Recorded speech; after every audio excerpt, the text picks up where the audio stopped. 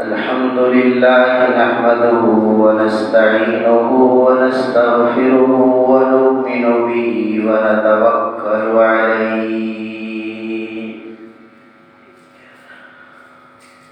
ونعوذ بالله من شرور أنفسنا ومن سيئات أعمالنا من يهده الله فلا مضل له ومن يضلله فلا هادي له ونشهد أن لا إله إلا الله وحده لا شريك له ونشهد أن سيدنا ومولانا محمدا عبده ورسوله وصلى الله تعالى عليه وعلى آله وأصحابه وبارك وسلم تسليما كثيرا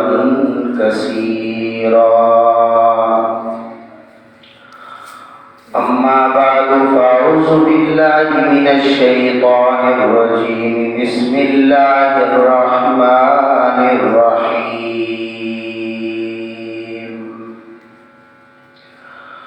فأما من أعطى واتقى وصدق بالحسنى فسنيسره لليسرى وقال رسول الله صلى الله عليه وسلم أرحم أمتي بأمتي أبو بكر وقال رسول الله صلى الله عليه وسلم لا ينبغي لقوم أن يؤمهم غيره وفيهم أبو بكر وقال رسول الله صلى الله عليه وسلم لأبي بكر أنت صاحبي في الغار وأنت صاحبي على الحوض أو كما قال رسول الله صلى الله عليه وسلم آمنت بالله صدق الله مولانا العظيم وبلغنا رسوله النبي الكريم الأمين ونحن على ذلك لمن الشاهدين والشاكرين والحمد لله رب العالمين اللهم صل على محمد وعلى آل محمد كما صليت على إبراهيم وعلى آل إبراهيم إنك حميد مجيد اللهم بارك على محمد وعلى آل محمد كما باركت على إبراهيم وعلى آل إبراهيم إنك حميد مجيد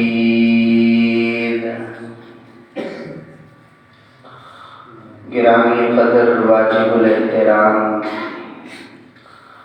محترم بزرگوں اور بھائیوں، گزشتہ 4-5 جمعوں سے سیدنا صدیق اکبر رضی اللہ عنہ کی سیرت اور زندگی کا تذکرہ چل رہا ہے۔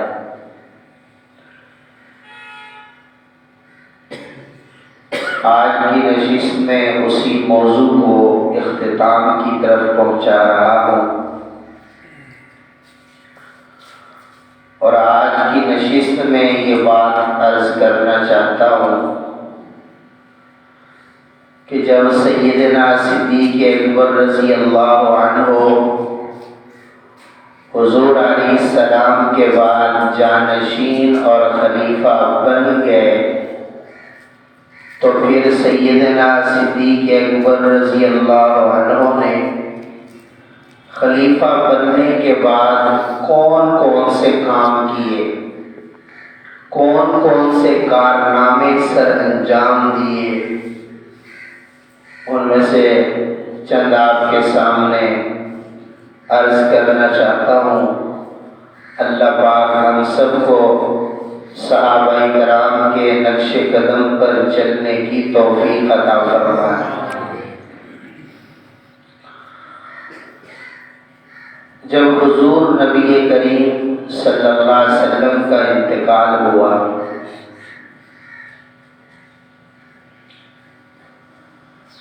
تو حضرت ابو بکر اور حضرت عمر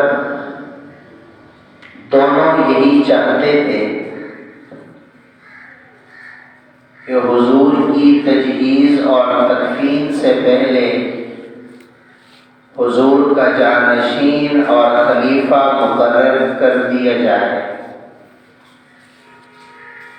اس کی وجہ یہ تھی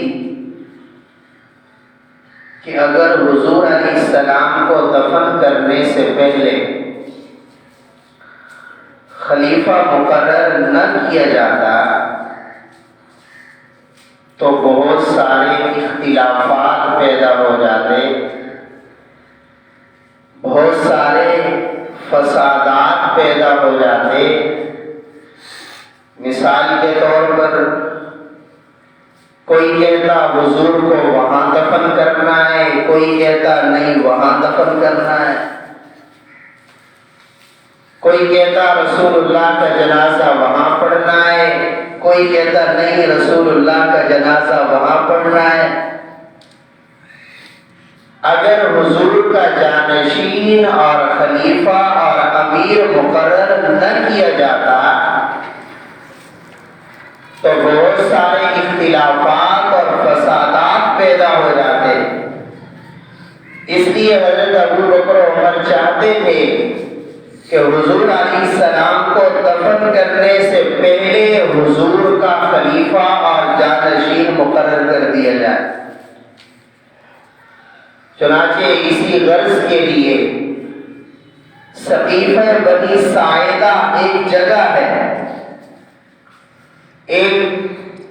وہاں پر انصار صحابہ جمع ہوئے اور کچھ مہاجرین صحابہ بھی وہاں پر تشریف لے گئے، حضرت ابو بکر و عمر بھی وہاں پر تشریف لے گئے۔ بحث و مباحثہ شروع ہوا۔ انصار ان صحابہ کو کہتے ہیں جو مدینہ کے رہنے والے تھے، اور مہاجر ان صحابہ کو کہتے ہیں جو ہجرت کر کے مکہ سے آئے تھے۔ اب یہاں بحث و مباحثہ شروع ہوا۔ انصار کہتے تھے ایک امیر ہم میں سے ہوگا اور ایک امیر تم مہاجرین میں سے ہوگا۔ صاحب ظاہر ہے اگر نبی اسلام کے بعد دو خلیفہ بنتے تو فساد ہوتا، وہ کہتا یہ کام کرنا ہے، وہ کہتا یہ کام نہیں کرنا، وہ کہتا یہ کام یوں کرنا ہے، دوسرا کہتا نہیں یہ کام یوں کرنا ہے۔ تو خلیفہ تو ایک نے ہی بننا تھا، اس لیے انصار یہ کہنے لگے کہ ایک امیر انصار میں سے ہوگا اور ایک امیر مہاجرین میں سے ہوگا۔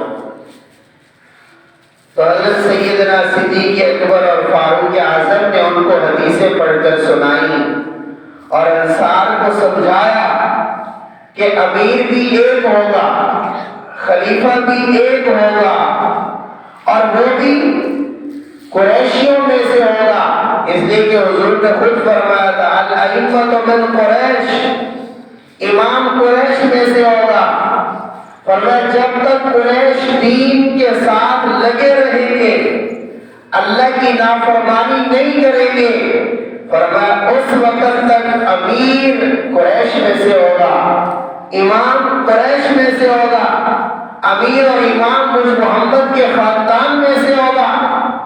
چنانچہ انصار اور مہاجرین کا اتفاق ہو گیا، اور انصار اور مہاجرین سب نے حضرت سیدنا صدیق اکبر رضی اللہ عنہ کے ہاتھ پر بیعت کی اور سیدنا صدیق اکبر کو اپنا خلیفہ بنا لیا۔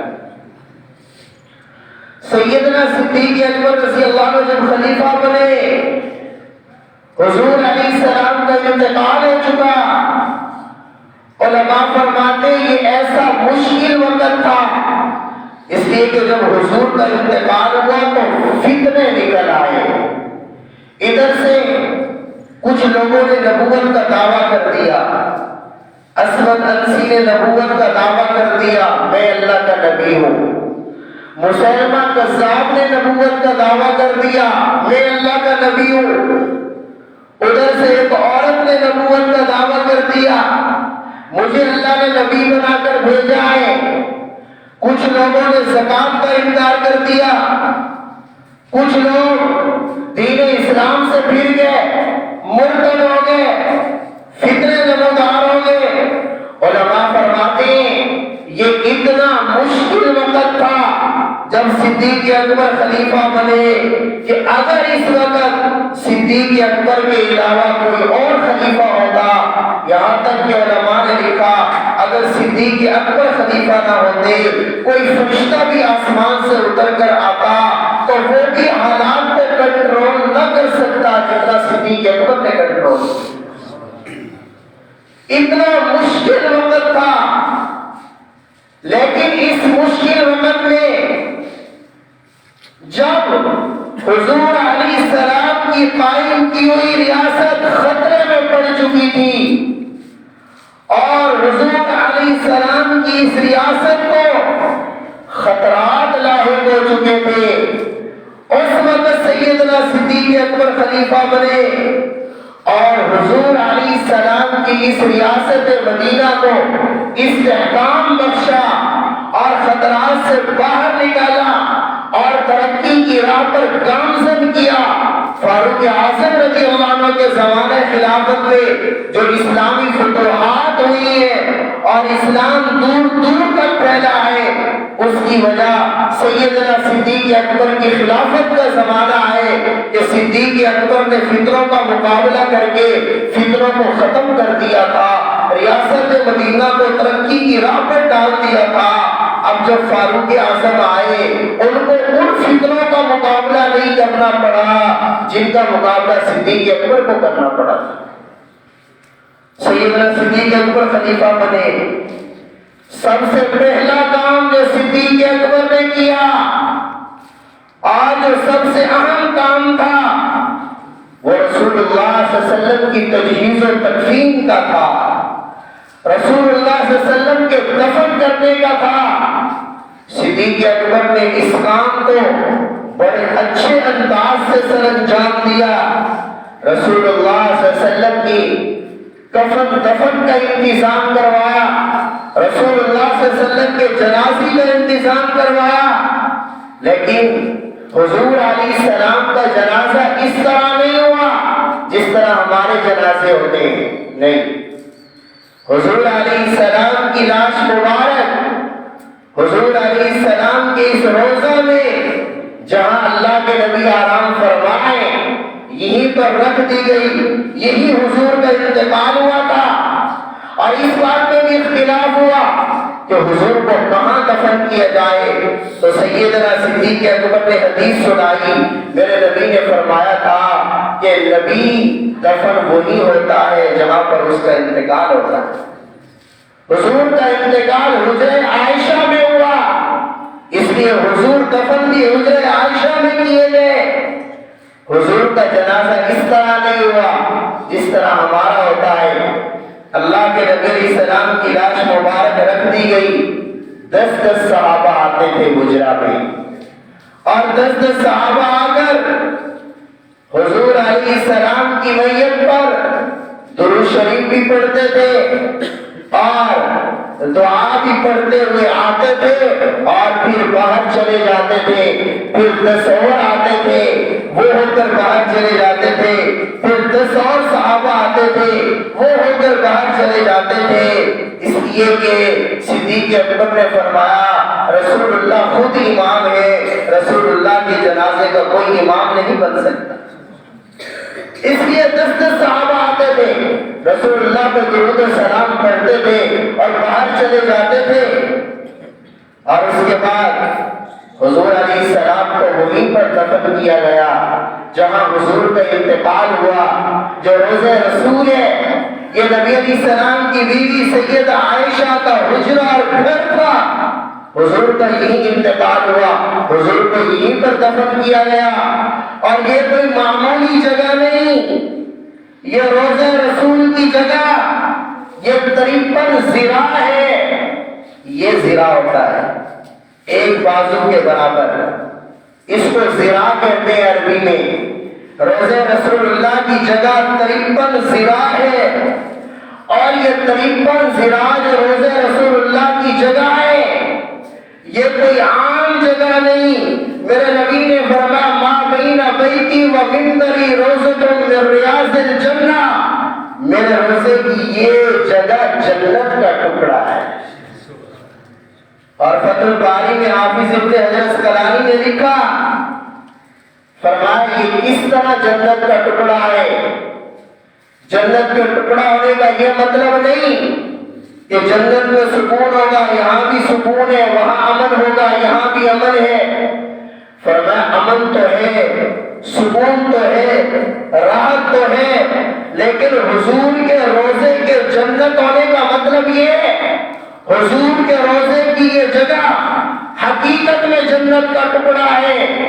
اللہ نے یہ جگہ جنت سے اٹھا کر مدینہ میں رکھی ہے.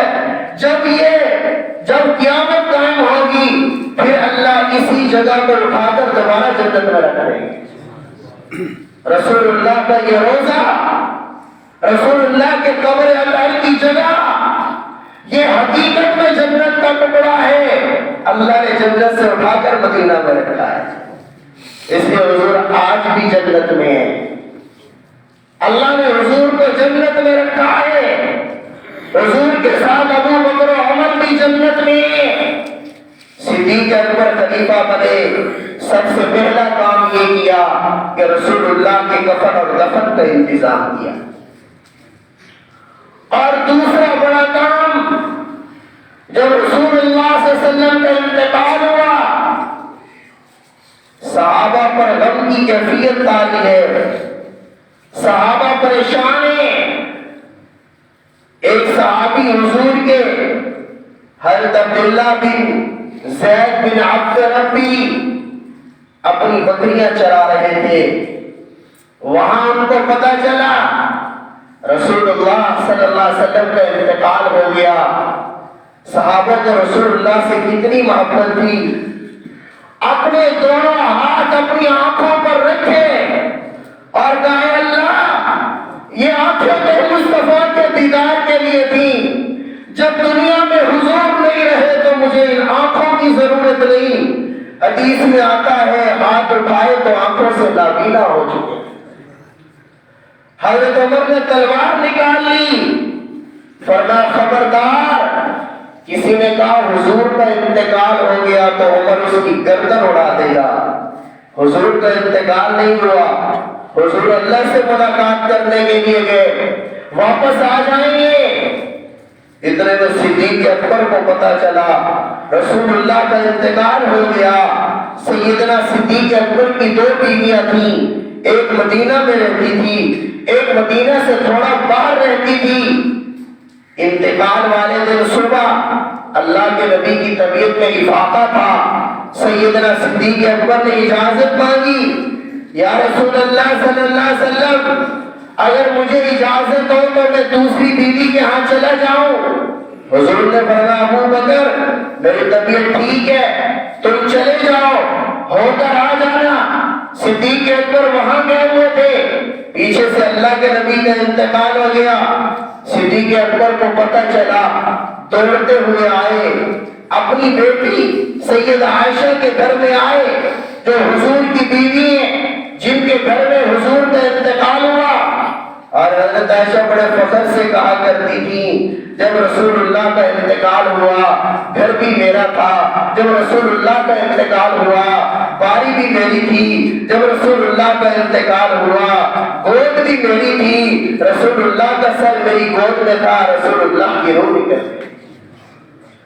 سیدنا صدیق اکبر آئے، اللہ کے نبی کی پیشانی سے کپڑا ہٹایا اور حضور کی پیشانی کو بوسہ دیا اور پھر کہنے لگے واہ صفیہ واہ نبیہ واہ خلیلہ، واہ میرے دوست، واہ میرے نبی، واہ میرے خلیل، تم تحیّ و میتہ، آقا آپ کی زندگی بھی پاکیزہ، آپ کی موت بھی پاکیزہ۔ حضور علیہ السلام کی پیشانی کو بوسہ دیا، مسجد نبوی میں آئے، صحابہ کا عجیب منظر ہے، کوئی اس کونے میں سر دے کے رو رہا ہے، کوئی اس کونے میں رو رہا ہے، کوئی اس کونے میں رو رہا ہے، کوئی اس کونے میں رو رہا ہے۔ حضرت عمر نے تلوار نکالی ہوئی ہے، کہا خبردار کسی نے کہا حضور کا انتقال ہو گیا اس کی گردن اڑا دوں گا۔ صدیق اکبر آئے، صحابہ کو جمع کیا، حضرت عمر سے کہا بیٹھ جاؤ، حضرت عمر نے کہا میں نہیں بیٹھتا۔ صدیق اکبر نے خطبہ شروع کیا، قرآن کی آیت پڑھی وَمَا مُحَمَّدٌ إِلَّا رَسُولٌ قَدْ خَلَتْ مِن قَبْلِهِ الرُّسُلُ، جن میں وعدہ موت ہے وہ آیتیں پڑھی۔ کیا ہوا اگر حضور دنیا سے چلے گئے؟ حضور بھی تو رسول ہیں اور حضور سے پہلے بھی تو رسول آئے، وہ بھی تو دنیا سے چلے گئے۔ من کان یعبد محمدا فإن محمدا قد مات ومن کان یعبد اللہ فإنہ حی لا یموت۔ فرمایا سنو، جو محمد کی عبادت کرتا تھا محمد کا انتقال ہو چکا، وہ بالکل عبادت نہ کرے، لیکن جو اللہ کی عبادت کرتا تھا فإنہ حی لا یموت، میرا رب زندہ ہے، میرا رب زندہ رہے گا، میرے رب کو کبھی بھی موت نہیں آئے۔ جو حضور کی عبادت کرتا تھا وہ بالکل نہ کرے، جو اللہ کی عبادت کرتا تھا اللہ تو آج بھی زندہ ہے، اللہ ہمیشہ زندہ رہیں گے، وہ اللہ کی عبادت کرے۔ فاروق اعظم کہتے ہیں جب صدیق اکبر نے خطبہ دیا میری ٹانگیں کانپی، میں خود نیچے گر گیا۔ صحابہ کو پھر معلوم ہوا واقعی حضور دنیا سے چلے گئے۔ اس غم کی کیفیت میں، اس پریشانی کے عالم میں صحابہ کو تسلی دینے والے بھی سیدنا صدیق اکبر۔ اور پھر رسول اللہ صلی اللہ علیہ وسلم کی وفات کے بعد حضور کے خاندان کا خیال رکھنے والے بھی سیدنا صدیق اکبر ہیں۔ حضور کی بیویوں کے لیے وظیفہ مقرر کیا، حضور کی بیٹیوں کا تعاون کیا، حضور کے خاندان کا خیال رکھا، حضور کے خاندان کی عزت کی، ان کا اکرام کیا۔ حضور علیہ السلام اپنی زندگی میں جن کے ساتھ اچھا برتاؤ کیا کرتے تھے، صدیق اکبر نے حضور کی زندگی کے بعد بھی وہ برتاؤ جاری رکھا۔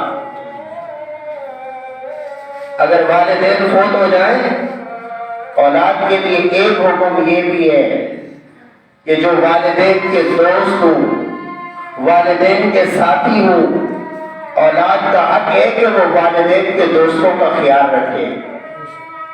جب حضور کا انتقال ہوا، حضور کے انتقال کے بعد سیدنا صدیق اکبر نے رسول اللہ کے تعلق والوں کا خیال رکھا، رسول اللہ کے خاندان کا خیال رکھا، اور خلیفہ بننے کے بعد اعلان کر دیا اگر رسول اللہ نے کسی کا قرضہ دینا ہو آئے صدیق اس کا قرضہ ادا کرے گا۔ رسول اللہ کی وفات کے بعد اعلان کر دیا اگر رسول اللہ نے کسی سے وعدہ کیا ہو وہ آئے صدیق اکبر وعدہ پورا کرے گا. حضرت جابر آئے کہا اللہ کے نبی نے مجھ سے وعدہ کیا تھا جب مال آئے گا میں تمہیں اتنا اور اتنا اور اتنا مال دوں گا. چنانچہ جب بحرین کا مال آیا صدیق اکبر نے حضرت جابر کو بلایا اور اپنی 3 لپیں بھر کر اس کو مال عطا فرمایا. فرمایا اگر رسول اللہ نے تم سے وعدہ کیا تھا جاؤ صدیق اکبر رسول اللہ کا وعدہ پورا کرے. فرمایا حضور کا قرضہ میں دوں گا. حضور نے کسی سے وعدہ کیا وہ وعدہ میں پورا کروں گا. یہ سارے کارنامے حضور علیہ السلام کی وفات کے بعد سیدنا صدیق اکبر نے سر انجام دیے. وقت ختم ہو گیا اس لیے مزید آئندہ جو میں پھر عرض کروں گا. تو یہ وہ مشکل وقت تھا اور سیدنا صدیق اکبر رضی اللہ عنہ کی خلافت کا زمانہ کتنا 2 سال 3 مہینے. بس 2 سال 3 مہینوں میں سب فتنوں کا مقابلہ کیا. وہ ریاست مدینہ جو خطرے میں پڑ چکی تھی اس کو مضبوط کیا, اس کو استحکام بخشا اور فاروق اعظم کے زمانہ میں جو اسلامی فتوحات ہوئی ان کی بنیاد سیدنا صدیق اکبر نے ڈالی ہے. اللہ ان کو ہم سب کی طرف سے پوری امت کی طرف سے جزائے خیر نصیب فرمائے اور ہمیں صحابہ کرام کے نقش قدم پر چلنے کی توفیق عطا فرمائے. وآخر دعوانا